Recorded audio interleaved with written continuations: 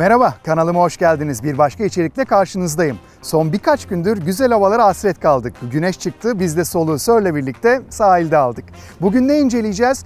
Ulanzi'nin yeni mikrofonunu Nova Mic 01'i inceleyeceğiz.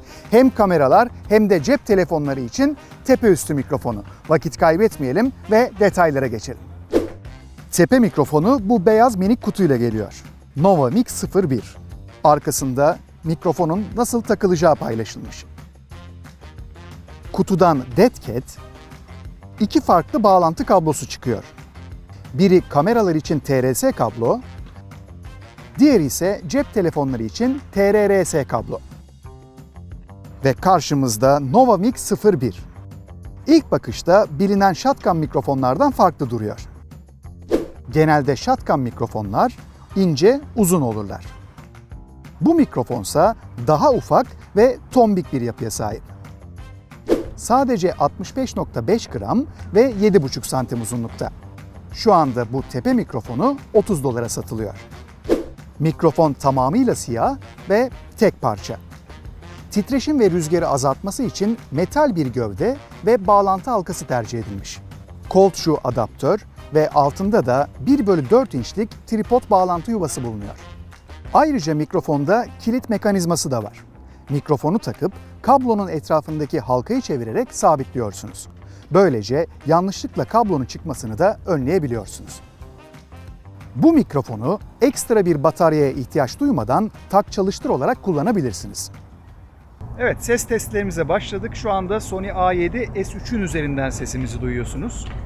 Sor, neye bakıyorsun? Ya çaycı vardı bizim bir tane burada. Seyyar çaycı, ona bakmıyorum deminden. Sen testlerini yap, ben çaycıya bakıyorum. Yok. Şu anda body'nin üzerinden ses bu şekilde sizlere ulaşıyor. Mikrofonları tek tek takacağız. Bakalım arada nasıl fark var, hep beraber göreceğiz. Mikrofon değiştirdik. Çaycıya bakıyorum, hala yok. Bence bu saatlerde gelmiyor. Öğle vaktinde çaycılar gözükmüyor ortada. Kesinlikle. Şu anda sesimizi de Sony mikrofonla duyuyorsunuz. Tabii hani body'den alınan sesle şu anda bir shotgun mikrofonda alınan ses arasında ciddi bir fark var. Peki Ulanzi Nova 01 nasıl performans sergileyecek? Gelin birlikte bakalım. Vlog tadında çekimlere devam ediyoruz. Şu anda da kameranın üzerinde Nova Mic 01 takılı, yani Ulanzi'nin ürünü takılı. Nasıl buldun Sörcüm bunu? Görüntüsünü mü? Evet. Performans da çok güzel, görüntü de. Evet, Dead Cat takılı değil şu anda. Hafif bir rüzgar esiyor ama sesimiz de gayet düzgün bir şekilde size ulaşıyor anladığımız kadarıyla. %100 ulaşıyordur.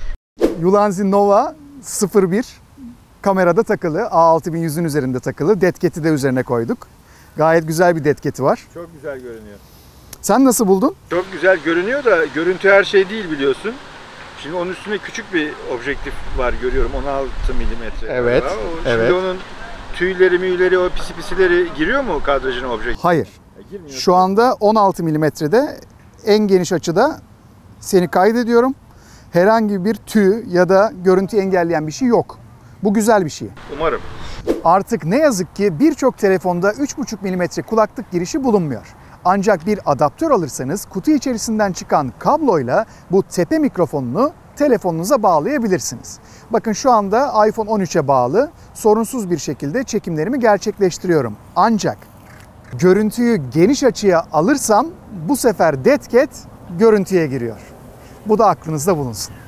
Günü bitirdik, bir incelemenin daha sonuna geldik. Nasıl buldun ürünü Sör?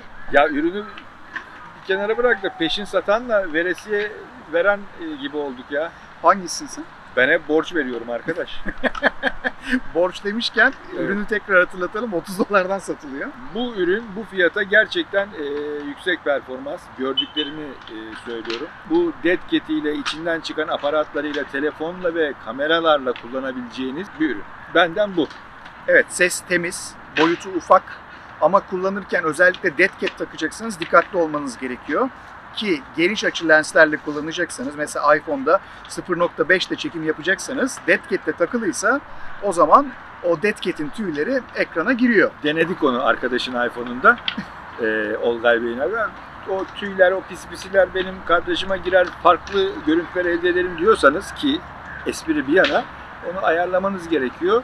Performans iyi, alın. Yani kesinlikle. Bırak güzel ürün, temiz ürün. Evet. Ama aksiyon kameralarda da rahatlıkla kullanabilirsiniz dead cat olmadan. Özellikle altını çiziyorum. Boyutu, şekli, şemali, gramı, ağırlığı her şeyiyle gerçekten ya. Fiyat performans ürünü. Evet, Vallahi beğendik. evet. Bitti mi? Bitti, kapatalım o zaman. Kapat o zaman. Ben gidiyorum. Hadi. Hadi görüşürüz. Hadi bay bay. Sör çaycı. Sorma.